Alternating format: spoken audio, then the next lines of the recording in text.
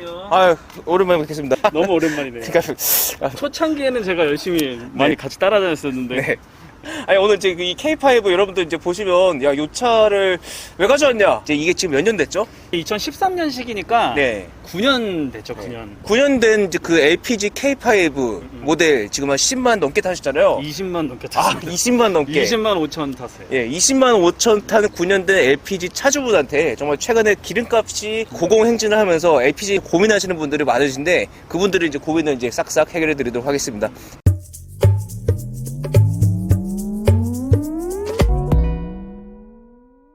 예, 본인 소개 가볍게 부탁드릴게요. 아, 저는 직장 16년 차 네. 직장인이고 뭐 자동차 컨텐츠로 뭐 블로그 조금 작게 하고 있는데 네. 차에 관심이 많아서 네. 제 차뿐만 아니라 뭐 시승도 많이 하고 있거든요. 제 차는 오히려 뭐 소개하는 경이 별로 없는데 네. 예, 그래도 요번에 한번 뭐 LPG 위주로 한번 네. 제가 설명드리도록 할게요. 네. 아는 부분에서. 네, 본론으로 들어가시죠. 네. 그 LPG 차 정말 유지비가 저렴한가요? 네. 이 차가 신형 기준으로 했을 때 그 가솔린 모델이 뭐 트림 따라 다르겠지만 보통 2000cc 기준으로 하면 뭐 연비가 한 13km 정도 나오죠. 네. 그런데 LPG 차량이 9에서 10km 정도 나와요.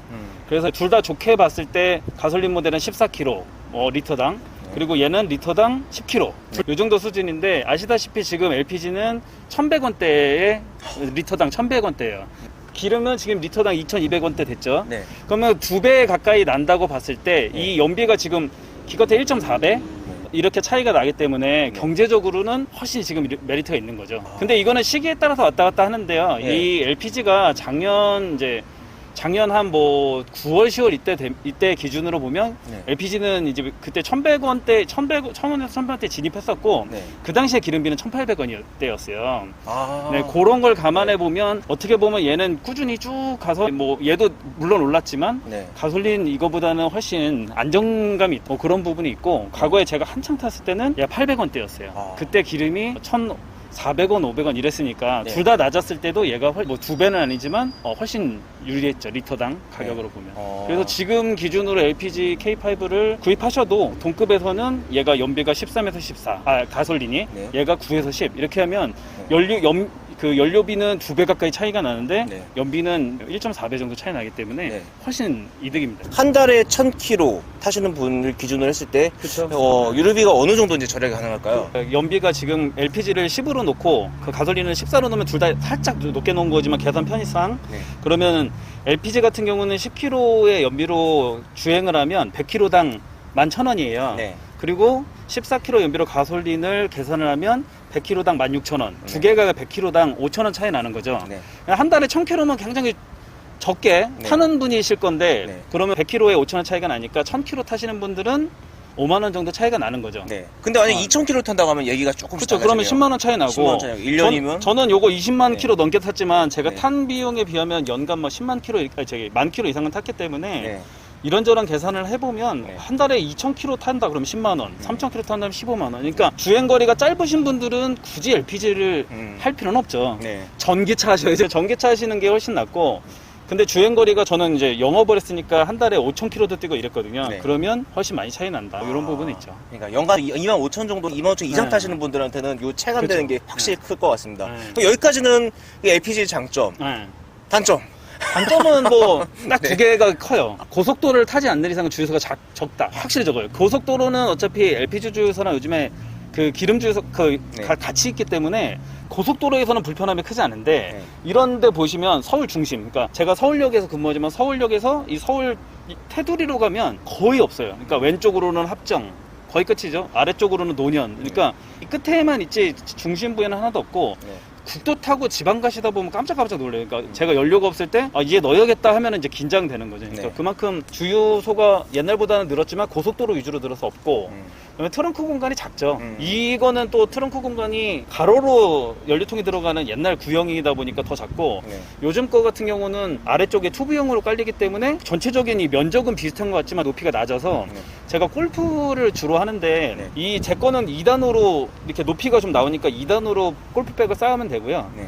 튜브형은 높이가 낮아서 2단으로 골프백을 못 쌓아요. 그래서 1단으로 하나씩 이렇게 나와서 결국은 2개 정도씩밖에 안 들어가죠. 아. 예, 골프 치는 분들한테는 트렁크 공간이 좀 안 좋고. 그러니까 트렁크 공간 같은 경우 요즘 좀 많이 개선돼가지고 네. 이제 현재 LPG 차주분들은 좀 공감 그렇죠. 못하실 부분일 수도 네. 있는데 요 이제 그 충전 같은 경우는 그 문제로 사용할 수 있는 둘 다 부분. 한창 처음에 그래서- 되게 불편하셨나봐요. 그러니까 트렁크 공간만 논하면 이 높이가 하이브리드 차량, 뭐 전기차, LPG 마찬가지지만 튜브형은 높이서 시작하기 때문에 이게 짧잖아요. 네네. 그러다 보니까 이 부분은 트렁크를 크게 쓰시는 분들한테는 불리하다. 뭐 그렇게 보시면 될 것 같아요. 그럼 오케이. 그러면 엔진이나 그 가스통 이런 데에서 문제가 현재까지는 없으시죠? 가스통은 문제, 가스가 새거나 이런 거는 정말 뭐 극단적인 경우고, 뭐 트렁크에다 짐을 실었는데 뭐 찍혔다 이 정도고, 네. 그런 거는 거의 없다고 보셔도 됩니다. 요번에 이제 그 엔진과 가스통 외에 요 차체에 그 10년 이상 타시니까 네. 어떤 일들이 있는지 한번 여쭤볼게요. 처음에는 굉장히 좀 조용하고 정숙한 차였을 것 같은데 아, 그 맞아요. 정숙성이 아직도 유지가 되나요? 그냥 일반 차와 비슷한 것 같아요. 정숙성은 어차피 연식이 되면 될수록 올라가는데 네. LPG라서 더 그런 건 없어요. 그리고 단점으로 판단하기보다는 약간 이제 엔진이 계속 소모가 되기 때문에 네. 그런 쪽에서 올라오는 부분이지 소음이 네. LPG라서 그런 건 아니고 자연스럽게 다른 모델들과 마찬가지로 네. 뭐 그런 부분은 좀 있고요. 하부 소음이 좀 심해지고 이런 것도 없으시고. 네, 그런 거 없습니다. 그럼 전체적으로 이 차에 대해서 되게 만족도가 좀 높으신 거잖아요. 그렇죠. 그러니까, 네. 그러니까 중형, 그러니까 LPG는 아까 말씀드린 대로 이게 중형에 보통 출시가 되잖아요. 과거에는 LPG 아무나 못 샀거든요. 네. 그래서 그 연료에 대한 메리트를 과거에는 특정 계층한테 준 거죠. 뭐 네. 택시기사든 아니면은 뭐 국가용자나 뭐 이런 분들한테 준 건데, 지금은 아무나 살 수 있게 됐기 때문에 뭐 이런 연비 효율을 잘 감안하셔서 본인이 주행거리 뭐 이런 거 감안해서, 네. 그러면 주행거리에 대한 연비를 계속 생각하면 전기차가 더 낫지 않냐? 그러면 전기차는 이거보다 충전이나 이런 게 장거리 뛰기에는 안 좋잖아요. 네네. 그러면 장거리 뛰는 분들한테는 LPG가 더 좋죠. 그래서 영업으로 장거리를 많이 왔다 갔다 한다. 택시기사님들이 그래서 LPG가 오히려 지금은 나쁘지 않다 보는 거죠. 전기차로 하시면 시내에서 주행하시는 네. 택시기사들은 나쁘지 않지만 뭐 그런 부분이 좀 있는 것 같아요. 그럼 다음 차도 LPG에서 LPG로 또 가실 생각이?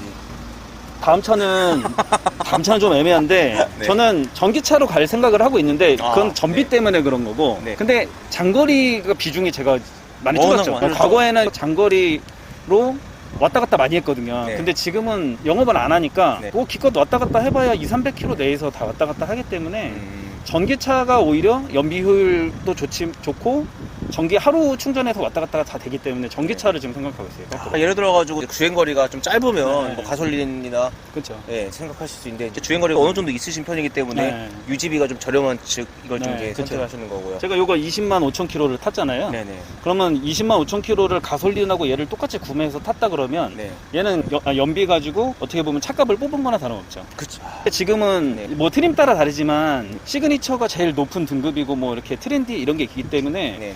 어떻게 보면 낮은 등급으로 사면 2천만 원, 가솔린 기준으로 2,400, 500이 사요. 네.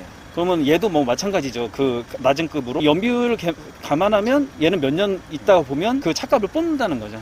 그 대신 그 정도 뽑으려면 네. 내가 장거리 말 그대로 뭐 대구, 네. 전남, 포항 이런 데를 다녀야 된다. 내지는 내가 거기로 왔다 갔다 할 일이 많다 그러면 전기로는 하루에는 힘들잖아요. 그렇죠. 가서 충전하고 출발해야 될 이런 건 안 되니까 네. 그런 분들한테는 추천드리고 싶은 거죠. 그러니까 사실 이제 여러분들이 그 기아 자동차 특히 이제 LPG 자동차 이제 그 20만 킬로미터 넘어가면 어떤 결함이 생길지 이런 걸 이제 그 궁금하셨던 분들한테 상당히 좀 이렇게 실망스러운 이제 컨텐츠가 될 수도 있겠지만 뭐 이렇게 생각할 수 있잖아요. 우리가 차를 이 LPG 차 진짜 오래 타면 오래 탈수록 더 오래 타도 그렇죠. 끄떡없다. 예.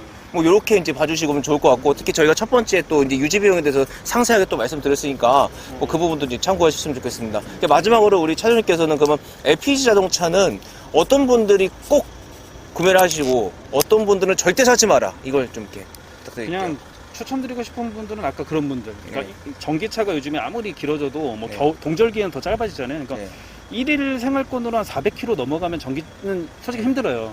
그리고 이제 아무리 아이오닉 5나 이런 걸 사도 동절기에는 300km 넘어가면 솔직히 일일 생활권으로는 좀 힘들다고 봐야 되는데 이 LPG는 그런 거에 대한 부담이 없잖아요. 네.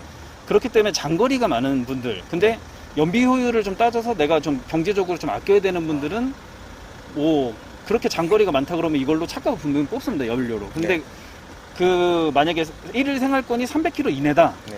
그럼 충전해서 전기로 하루 종일 타도 충분하거든요. 그러면 그런 분들은 전기차로 연비율을 뽑는 게 더 낫죠. 그리고 얘는 아까 말씀드린 대로 터지고 이런 거 없어요. LPG는. 네. 전기차 요즘 좀 살짝 불안하잖아요. 그러니까 네네. 약간 소심하신 분들, 네. 전기차 제 와이프가 그런데 네. 전기차 지금 선택하기에는 불나고 이래가지고 약간 소심하신 분들 있어요. 이게 좀 네. 요즘 너무 덥잖아요. 폭염에 막 불나고 이런 기사 나오면 네.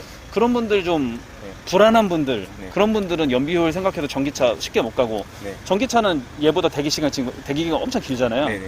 근데 당장 차 필요하신 분들 이거 네. 좋을 것 같아요. 네, 알겠습니다. 네. 네. 오늘 출연해주셔서 감사합니다. 네, 감사합니다. 네.